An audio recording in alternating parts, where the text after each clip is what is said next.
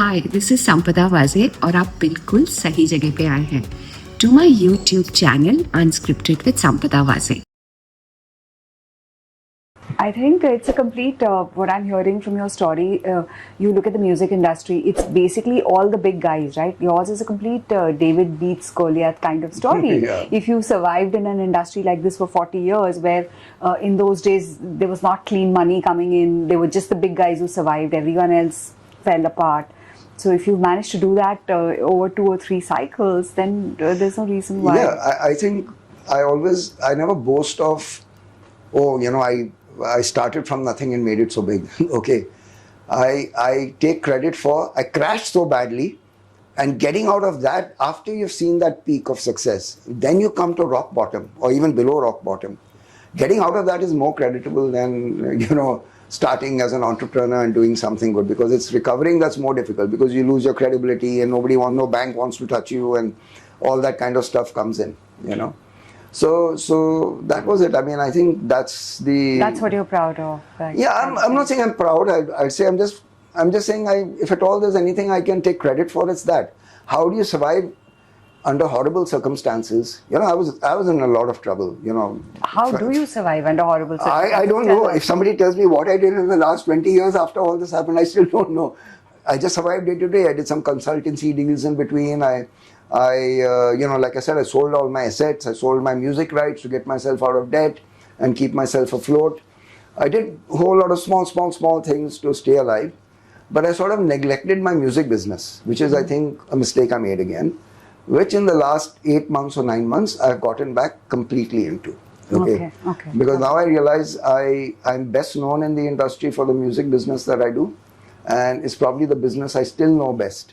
Another thing that struck me is that your co-founder, Puru, is also related to you, right? So the importance of a right team for a startup founder is crucial. So how did you guys have any second thoughts that we're related? What if it doesn't work out? Yeah, that is the biggest... How do you guys work together? Like, how are your skills complementary? If you can give me an insight into that. So that's the biggest worry. So he's my brother-in-law. So biggest worry the family had when we decided to start was, like in specific my wife was, you guys might fight, but I will have 2 sides to lose. So I hope we don't see that. So that worry was always there. But I think I've written a couple of times on right co-founder. It's like an arranged marriage, right? So having a co-founder is like arranged marriage. It works like marriage only. There's going to be ups and downs, okay? And two people are different, will think different.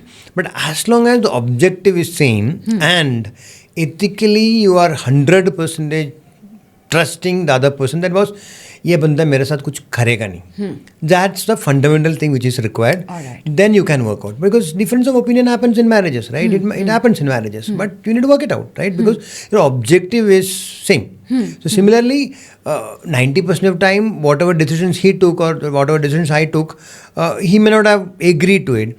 But he or I, we give it away thinking about interest is he's seeing something which I'm not seeing. And interest is 2 elements has to become big. Okay. Right? Okay. So yeah, but do you need a co-founder? I have immense respect for people who are single founders.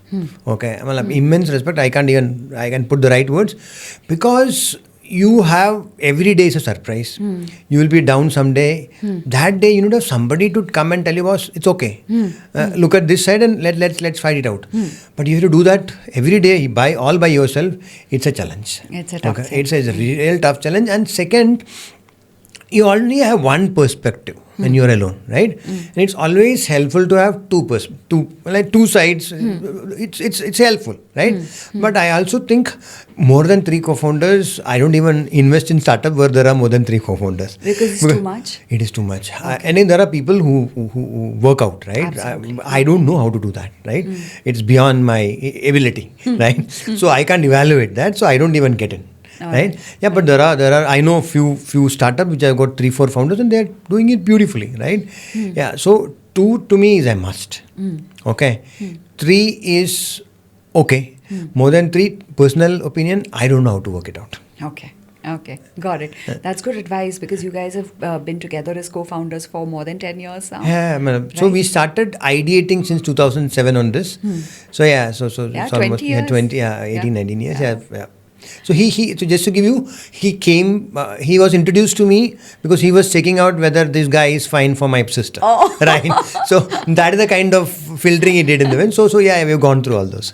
Yeah, so I guess if you were considered good enough for a sister, then being a co-founder Yeah. is an easier bar to reach. I hope so.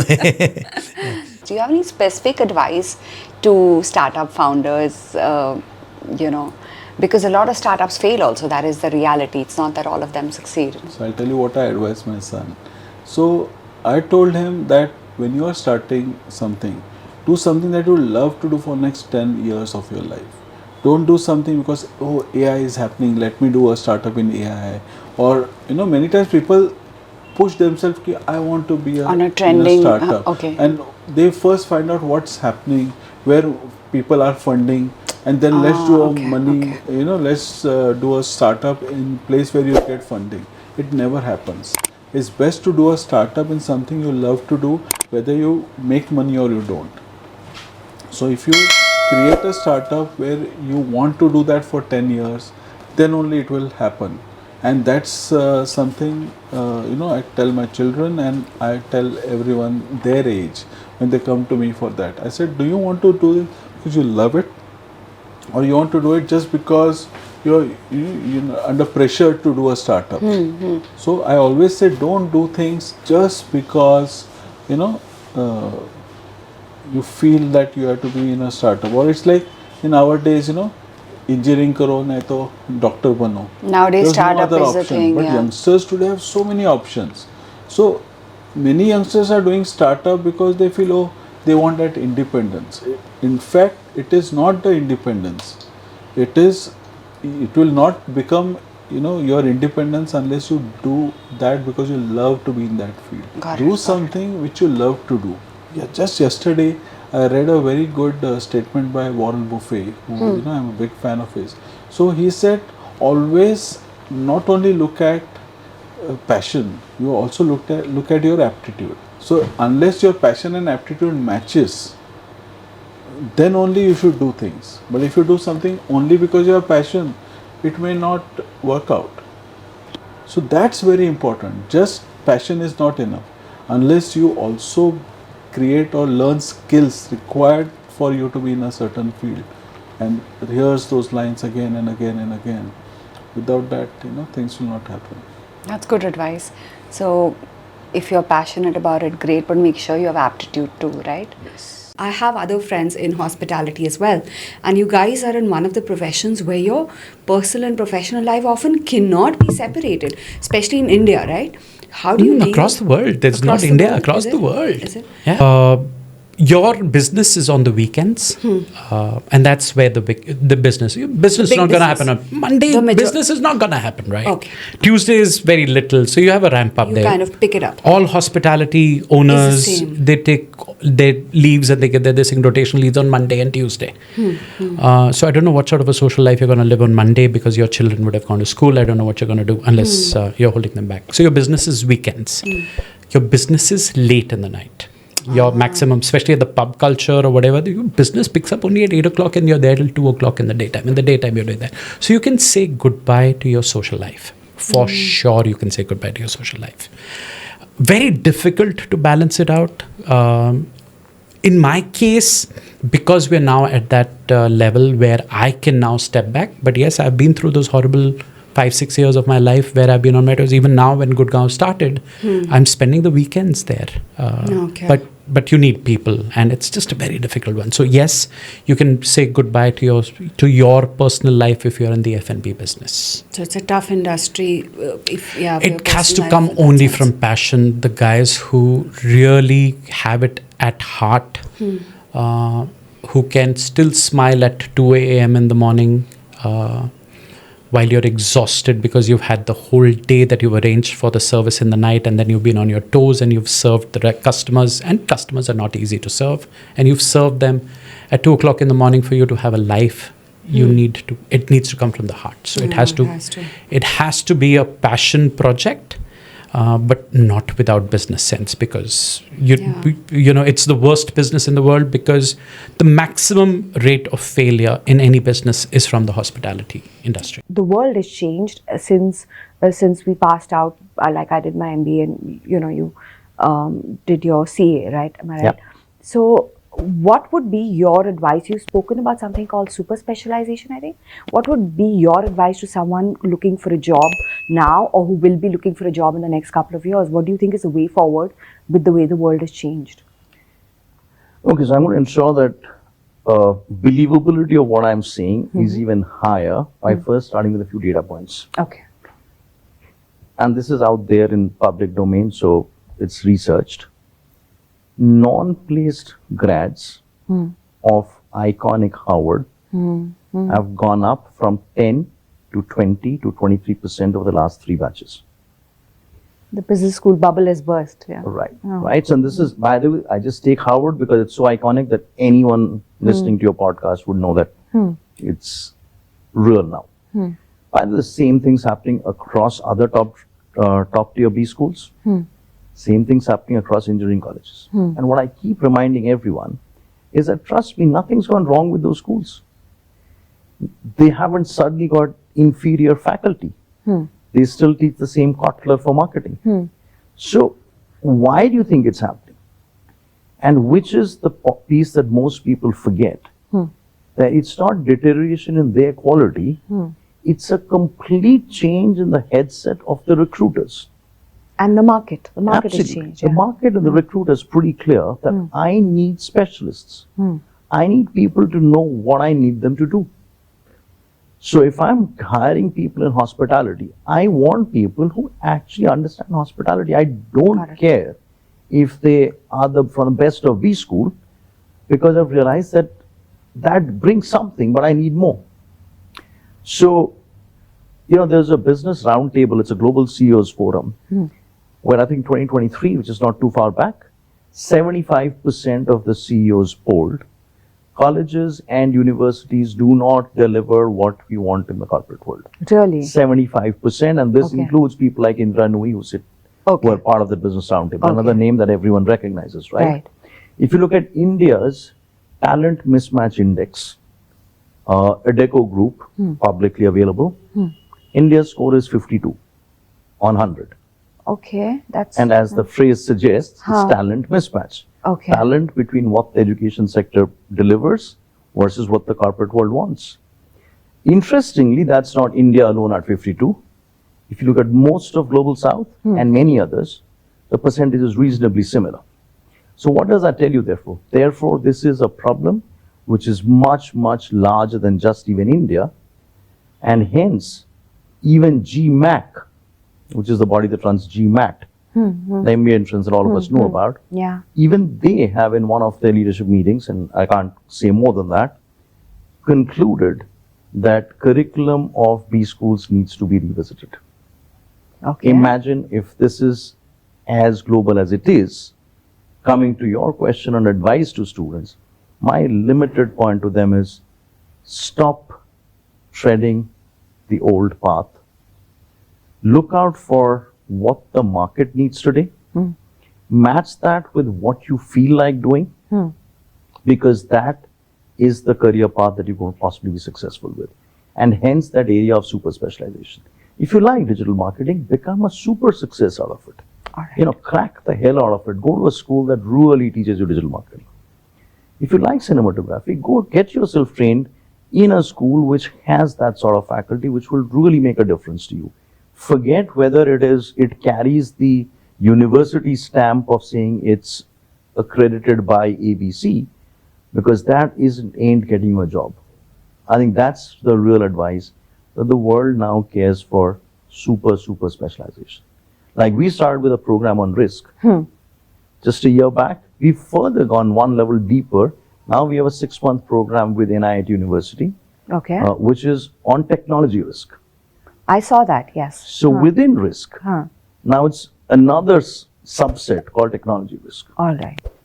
And the last thing that we did just this month actually is we've now taken this education to the graduation level. So far we were postgrad. So we've now collaborated with an institute of eminence in India, Shiv Nadar University. So we've now we're the first lot to educate graduates in India on risk. So the intent is to, again, educate students early enough in life, or create awareness early enough in life, saying, explore and stop believing that careers that you've seen all your sort of seniors follow are the only ones that you can. Because the world is changing faster than we even realize, right? Absolutely. Let me ask you a question in two parts, right? Okay. Firstly, what's your big prediction about the wellness industry? You Okay. are sort of from that industry. And secondly, what would you like your company to come up with in the next couple of years? Like your star products, maybe, your dream products that you'd like to come up with. Good question. I'll take the second question first. Okay. So one thing that we wanted to always do was come up with only innovative products, right? Something which is very practical, something which is very innovative. There is newness to it. There is some novelty around it. We do not want to do the typical capsules and tablets and powders, right? So that is one 100% thing. So even maybe 2 years down the line, if we add another product range, it'll be something very interesting, like in the form of bio patches, maybe. What's a bio patch? It's a transdermal patch. Okay. However, whatever patches that you're seeing in the market right now, they are not absorbable as much as it should be, because skin is the next most porous part of the body, right? So absorption through the skin into the blood streams has to happen. So it's a transdermal patch. Okay. So in the case of our products, existing products, it's through the tongue that it's happening. Okay. So tongue has, again, the second most porous part of the body, right? So through the tongue, it is entering the bloodstreams, and then it is taking the whole systemic availability of the herbs, and it is being available, and it is also taking it to the brain as well. No messing up with the gut health system, no messing up with the digestive system. Okay, got it. So we want to transition into, again, a biopatch trend, which we see that maybe 2 years, 3 years down the line, even that will start picking up. We want to do more innovation around how we can add genomics data. So this also answers your first question, where I feel maybe the next decade or couple of decades, we will transition into more genetic testing based data. When we're talking about longevity, people want to know about their DNA reports. Based on the DNA reports, which are the right products for me, which are the right treatments for me. Yoga is not something which is generalized and everyone should do the same yoga pose, right? Yes, People have to change. Yes, you're supposed People have to change based on your hormonal changes, based on your weight, age. There are so many changes, so it cannot be generalized. So can there be a layer of genetic testing data which will provide certain information, and then out of those inferences, we will be able to make some judgments that this is what is right for you, this is the right food for you, this is the right lifestyle for you. So I think wellness is going to move towards that, more genetic, more personalized, more predictive analytics, which we also believe that through Ayurveda and combination of Ayurveda and genomic data, which is called Ayur-genomics as an entire concept, which we would like to enter into maybe a few years from now when the market is more ready. You've also served as part of a special assignment with the UN in Kosovo. As an international police officer. So you interacted with the police officers from all over the world and from 38 countries. So what was, I've heard, I don't know if that's true, that we have one of the highest civilian to police ratio than what's recommended. That is the percentage of police officers per 100 members of the public, which makes your job much more difficult. So what are the takeaways that you'd like to take away from your interaction with them, and you hope to bring in the Indian police force? As far as India is concerned, the sheer workload. See, we are a nation of 140 crore people, and the workload is high, and as a result of it, the dependency figure is also very high. But simultaneously, the Indian police, Mumbai police in particular, is known for its detection skills. That is why it's oft said that Mumbai police is second only to Scotland here. What it essentially means is the ability of the Mumbai crime branch to solve cases compares with that of Scotland Yard. Scotland Yard is also good, and Mumbai police. And in general, the Indian police is good at solving cases, is my impression. Absolutely. I've heard that after Scotland Yard, it's the Mumbai police. And one more point that we discussed there is the role of informants. It has been my observation that you see so many super cops around, but the real super cop is the guy, the beat guy, because it is he who gets intelligence. Though the senior PI may be taking credit for it, it is the policeman who gets. I'll tell you an example. That was the very first posting of mine after training. I was the sub-divisional police officer, ASP at Ashteen, a district called Bede. And there came a report on wireless that in a village called Sale Vadgaon, quadruple murder has been reported. 4 members of the same family were bludgeoned to death last night. And I had a writer with me, the person who writes the diary. He reacted saying, "Nakya atre party lashna," and it was atre party. So they knew first. They know. They are ear to the ground. They know people. Their information network is very good. So having reliable informants goes a long way in solving intricate and complex crimes. Simultaneously, in the same breath, of late you can't rely only on human intelligence. Now you have to also use technology extensively. Technology, gazettes, admin. So these also have been very, very robustly buttressing police efforts in collection of evidences. And things like the analysis of dumb data, tower locations. This also really helps in getting a lot of intelligence. So now it's a combination of both. The reliance on technology for collection of intelligence has really gone up, and it's a welcome thing. How fast do you see AI progressing, and how much of a role do you see AI having in research, in manufacturing, and in the Indian Navy? See, I'm not a AI expert. I'm more electronic warfare, radar, communications. But to the extent that I know, I believe it's going to have a huge amount, humongous amount, because it is already telescoping time. So something that you said was going to happen in 5 years now is happening in 2 years, right? And we are seeing that, forget military, we are seeing that in small civilian applications. Yeah. So obviously in war, in lots of places, I mean, you take the low-hanging fruit, for example, like logistics, for example, like stores, for example, in a whole lot of communication, for whole lot of administrative abilities, you would already see AI. AI would also probably help you in quantum computing, in enhancing. I mean, what are you planning to do in the forge all the time? In war, you have to react faster than the enemy. Yeah. That's it. It's like that Clint Eastwood movie, you shoot first, So anything that helps you shoot first, which means that reduces your, what you call your sensor shooter cycle, helps, and I believe AI would be a huge factor there. Right. That having been said, I think a lot of people are giving caution in 2 or 3 areas. That one, it cannot replace a human being completely, especially where complex decisions have to be taken. So it will filter a lot of information, it will give you information, but the decision making at the end would still have to be done by a human being. The second danger that some people are posing is that since it is also a question of what AI at one level is a giant filtering information. So if you are able to put in a lot of duff information, it may be possible to use it in a way for disinformation and misinformation also. So you got to be careful about that. Right. That sometimes whether you're being fooled by enemies' AI efforts, your own AI devices. So I think that still needs to be answered, and probably there are experts working on that. But you can be assured one thing, I'm sure the Navy would be handling this, because at the end of the day, Navy is a very tech savvy service. Almost now everyone who is being commissioned is an engineer, is a technology graduate. But right from time immemorial, we have given the greatest importance to technical education. So I'm sure the Navy would be absolutely, they would be very much seized of this issue. and that be working.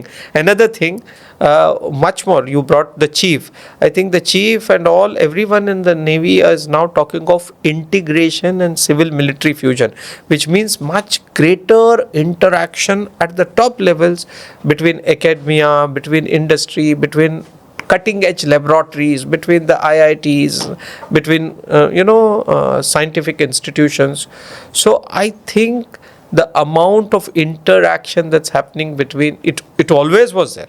Right from the earliest times, naval officers used to be deputed to all these organizations, but I believe it's now happening at a much higher level. The science, industry, navy or military fusion and integration is happening at a much higher level now. Nice. So the Navy is at the forefront, like always, of this technological. I would very much think so. I would very much think so. Can you tell us a little bit about the role of the wife and the family in being integrated with the Indian Army? ये मैं जानती हूँ as a फौजी kid, शायद हमारे viewers नहीं जानते हैं. नहीं तो मेरे ख्याल से वो एक कहावत है, married to the OGs. OGs हम कहते हैं हमारी यूनिफॉर्म को, ओलिव ग्रीन्स. तो उनका तो बहुत बड़ा रोल होता है.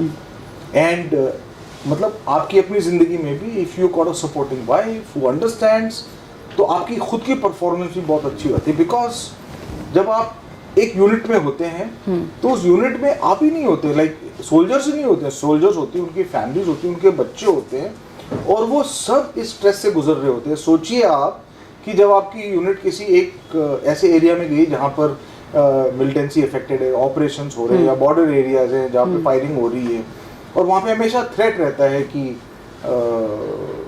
somebody can become a casualty. उस फैमिली पे क्या गुजर रही होगी बैक होम. मुझे याद है मेरी वाइफ ने ही मुझे कहा था, हम लोग जब सोमालिया गए थे, I was newly married, my son was just not even 1 year old. तो उस जमाने में वो कहती थी कि मैं कोई फ़ोन नहीं सुनना चाहती, बिकॉज फ़ोन आने का मतलब है गुड न्यूज़ तो तुम ही दोगे, लेकिन अगर तुम्हारे बारे में न्यूज़ आ रही है तो हो सकता है वो न्यूज़ उतनी अच्छी नहीं हो. And we had casualties in Somalia. So the stress जिससे वो गुजर रही थी, वो हर फैमिली का स्ट्रेस होता है. आई थिंक हमारी जवान, हमारी जो उनकी फैमिलीज होती हैं, वो बहुत बड़ा रोल प्ले करती है. And salute to them because they are sending their husbands, their fathers, children are sending with a brave face. With a very brave face. और वो कभी शिकायत नहीं करते हैं. जी.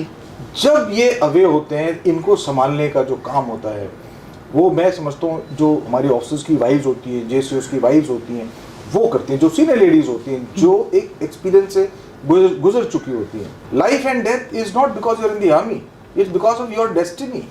वो तो आपकी किस्मत है, तो आप घबराते किस लिए? तो अगर इफ़ योर हस्बैंड्स लाइफ, जैसे कहते हैं कि अगर उनकी डेस्टिनी अच्छी है तो वो ज़रूर अच्छे से वापस आएंगे, और डेस्टिनी और ज़्यादा अच्छी है तो वो शहादत प्राप्त करेंगे, which is even more glory in death. तो उससे बड़ा बल मिलता है. और I think our ladies play a very good role. उनका बहुत इंपॉर्टेंट काम भी है बच्चों को भी ग्रूम करना. छोटे छोटे बच्चे होते हैं तो हम लोगों को लेडीज़ मीट होती हैं, बच्चे भी आते हैं, उनको मोटिवेट करना, जब उनके फादर्स अभी होते हैं उनको पढ़ाना, उनकी ट्यूशन्स कराना, बड़े सारे रोल्स होते हैं. मंदिर परेड्स होती हैं, मंदिर में जाकर के आप, मंदिर परेड तो हम कहते हैं, एक्चुअली इट इज सर्व धर्म स्थल. हाँ, आप तो इसके बारे में बताइए. हाँ बिल्कुल. हाँ. तो वहाँ पे जाते हैं सब लोग, हर धर्म के लोग जाते हैं, और वहाँ पे प्रेयर्स करते हैं. हर वीक में मंदिर परेड होती है, तो उसका नाम ही पड़ गया मंदिर परेड. तो gurdwara parade, mandir parade, and all we go there है. तो ये हमारे एब्सेंस में लेडीज करवाती है, तो लेडीज का बड़ा अच्छा रोल होता है. We spoke about acting life, how difficult it is, right? और we were talking off camera right now कि लोगों को लगता है हम सिर्फ मेकअप करते हैं, हेयर करते हैं, बस जाओ, that is how easy your life is, and that's nothing like that. It's nothing like what people think our lives are. And we spoke about rejection, which whether the biggest actor or the smallest actor, we all face it at different levels. या अगर आपको मुंह पे बोलेंगे या नहीं बोलेंगे, but we all face rejection. See, as we were talking about, as an actor, especially as an actor, we face a lot of rejection. You know, the auditions and meetings, and you know, at times, you know, when the director tells you, no, it's not, you're not doing well the way the character should be. So a lot of rejection we face. We become very strong with it. You know, I think only an actor will understand this. Yeah. But it is very difficult at times. You know, we all want that acceptance. And we're looking forward for that, because that's what it is. Actor's life is not easy at all. You have to look in a certain manner. You want to, obviously, because public eye, you have to be behaving in a certain manner. There's always a pressure. And plus, you want to work. So if it's you getting rejected, at times you'll take it nicely, at times you will not. And it gives you somewhere, I have realized with my experience that I don't know when it hits you, and it becomes like a cycle of depression, very close to depression. And then you don't trust yourself. You have doubts about yourself. And that is very scary, because you know yourself, but you still have doubts.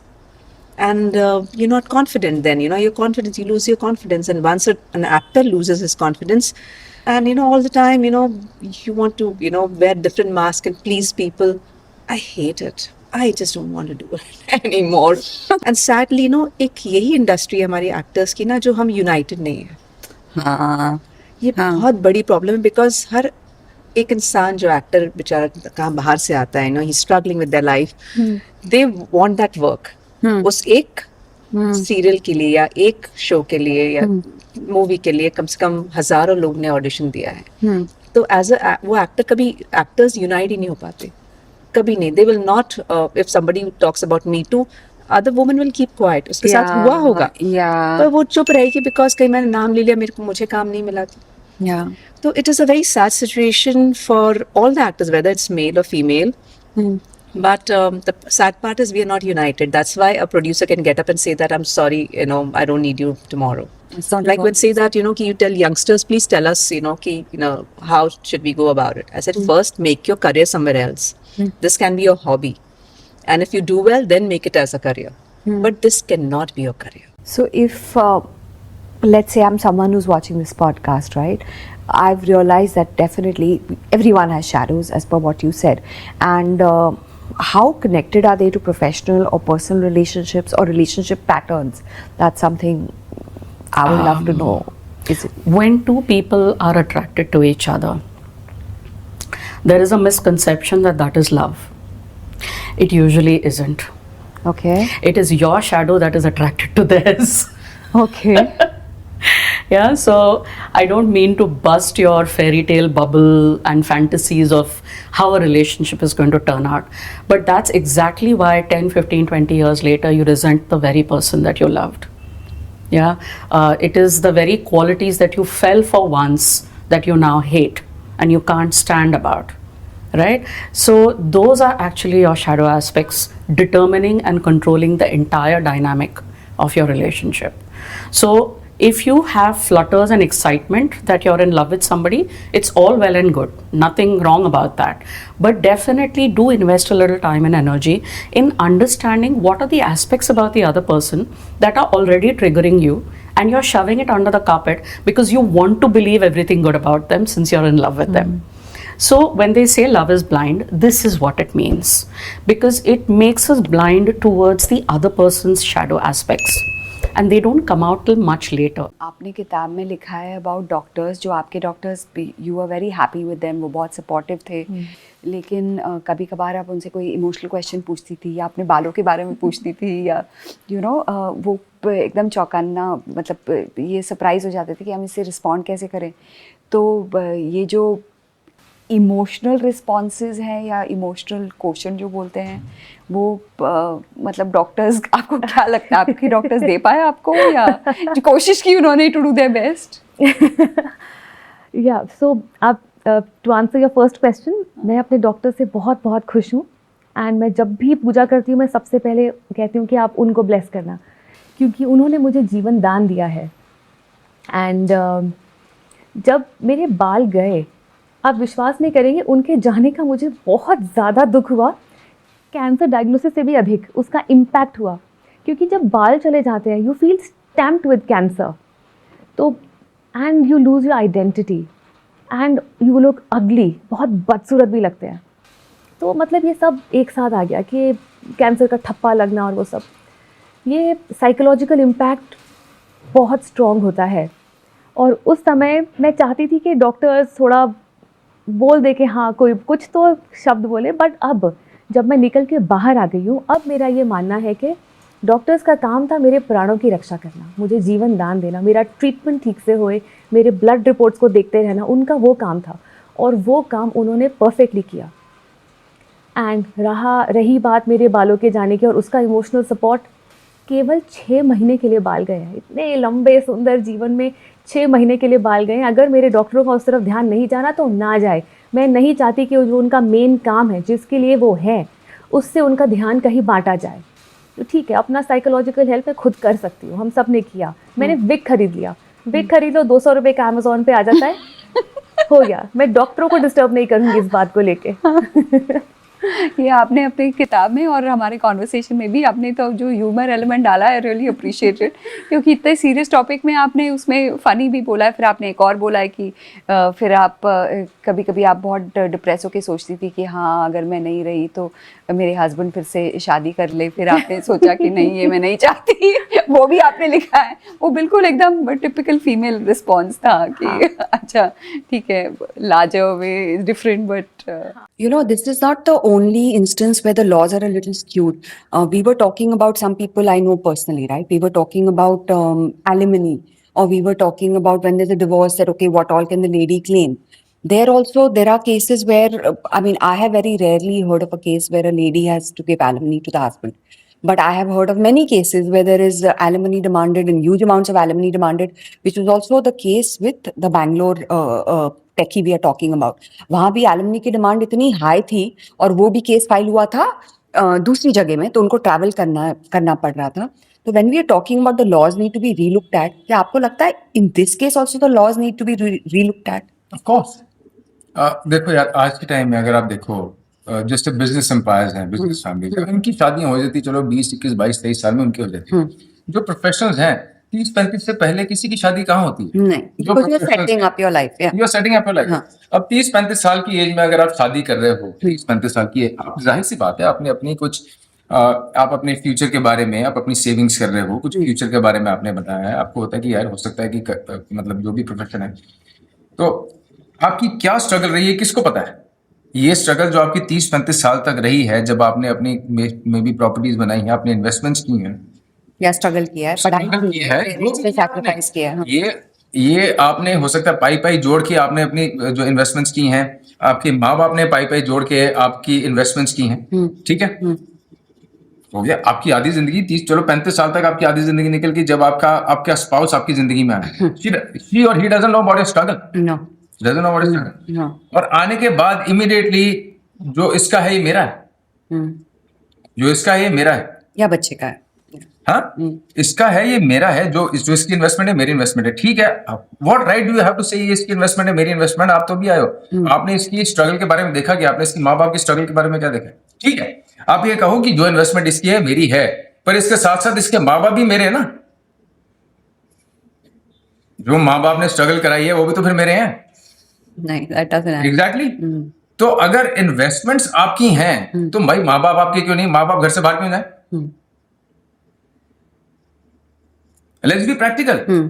जब आप you can't make things कि भाई यार ये तो मतलब ऐसे, अब यार ये है तो ये ऐसे ही चल, ऐसे क्यों भाई? जिन्होंने अपनी सारी जिंदगी लगा दी, आप अभी भी आए हो और आप आते ही मतलब you got everything on the platter, that does not mean कि भाई जिन्होंने अपनी पूरी जिंदगी लगा रखी है उनको आप ऐसे मतलब चलो आप बाहर जाओ, अब ये सब मेरा है, ठीक है आपका सब है, पर उसके साथ साथ अब अगर लड़के के इन्वेस्टमेंट्स आपके, लड़के के माँ बाप भी तो फिर आपके होने चाहिए ना।